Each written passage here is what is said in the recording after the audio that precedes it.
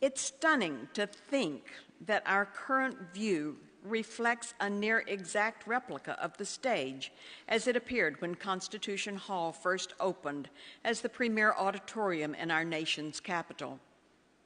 Now imagine yourself in the audience of some of the significant events that took place here in the hall's first decades. Here in 1932, President Herbert Hoover presented aviator Amelia Earhart with a gold medal from the National Geographic Society to recognize her solo transatlantic flight. The next year, Earhart returned to address the DAR Continental Congress. This stage hosted the Women's Patriotic Conference on National Defense in 1930, a celebration of the sesquicentennial of the United States Constitution in 1937, decades of National Symphony Orchestra performances, and countless appearances by luminaries in the fields of government, academia, music, science, and entertainment. To help further transport us back in time, this evening's special entertainment pays homage to the very first musical performances to be heard in Constitution Hall in November of 1929. That concert featured violinist, composer, and conductor Efren Zimbalist, contralto Sophie Braslow, renowned classical pianist Hans Barth, and famed soprano Anna Case. Here to help reimagine that very first concert in our hall is the Leesburg String Ensemble, who proudly note that all three trace back to colonial families. Violinist Nancy Shavin has been performing and teaching violin for more than 25 years in Northern Virginia. Vocalist Meghan Ogden actively performs in the greater Washington, D.C. area in various choral and oratorio productions. And pianist Matthew Ogden wears many hats in the region, including choir director, organist, singer, bassoonist, and music instructor. They will share with us how their musical selections for the evening are uniquely tied to the first concert in Constitution Hall in 1929. Please enjoy the performance. Good evening. It's such a pleasure to be here with all of you. To begin, I'll be singing Franz Schubert's An die Musik, which is a hymn of praise to music. The great contralto Sophie Braslow, who sang in this beautiful hall when it first opened in 1929, specialized in Schubert's songs. I've chosen the one beloved by all musicians, in which the singer declares her love for the lifetime of intimacy and joy that music has brought into her life. As this song testifies, beauty leads us to truth, and music leads to a better world.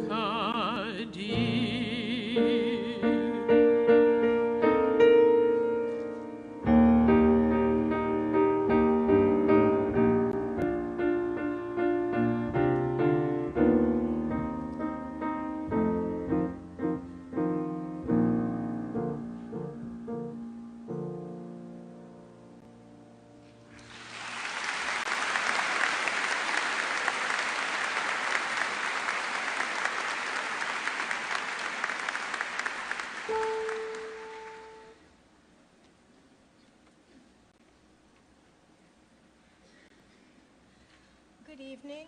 I'll be performing George Frederick Handel's Larghetto movement from the D major sonata. Handel was very well known to the founding fathers, and his music has been performed in America for over 250 years.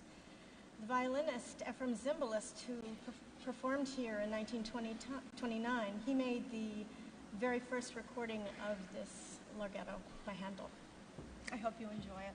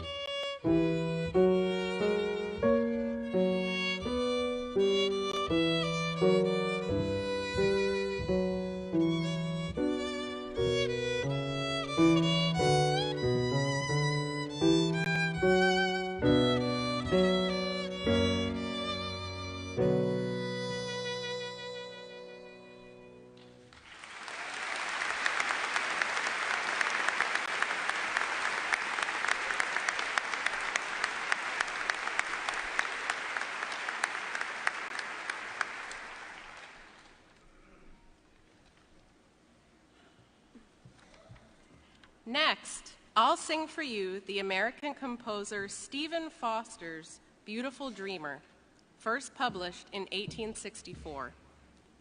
Sophie Breslau was actually inspired to become a singer upon hearing a recital by Alma Gluck, the wife of the renowned violinist Ephraim Zimbalist. Sophie sang many popular songs.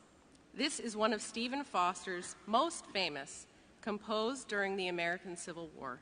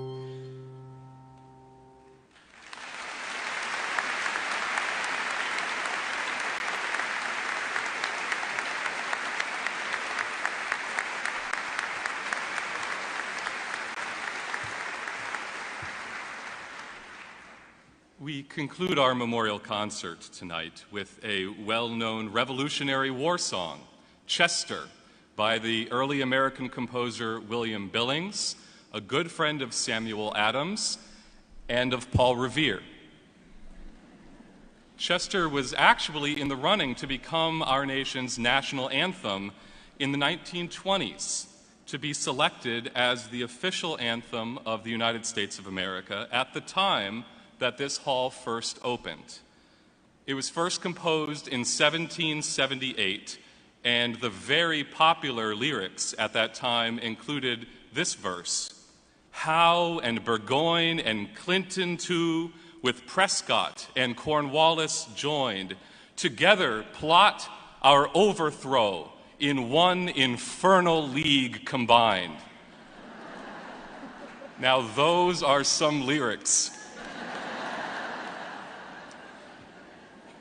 We will sing this rousing song a cappella tonight, as it may have been sung by the Revolutionary War soldiers, our forebears.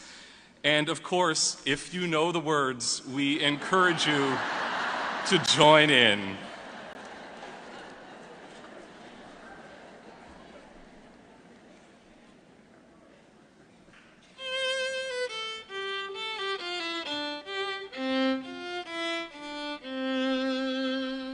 Let tyrants shake their iron rod, and slavery clank her galling chains. We fear them not, we trust in God, New England's God forever reigns. Howe and Burgoyne and Clinton too, with Prescott and Cornwallis joined, together plot our overthrow in one infernal league combined.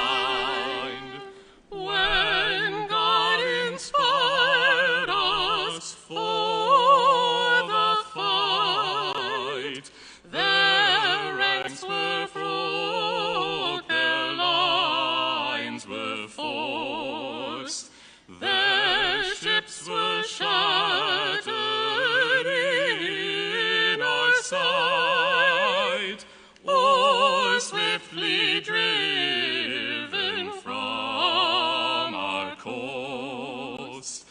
The foe comes on with haughty stride, our troops advance with martial noise, their veterans flee before our youth, and generals yield to peerless boys. What grateful offering shall we bring? What shall we render to the Lord? Loud hallelujahs let us sing, and praise his name on every chord.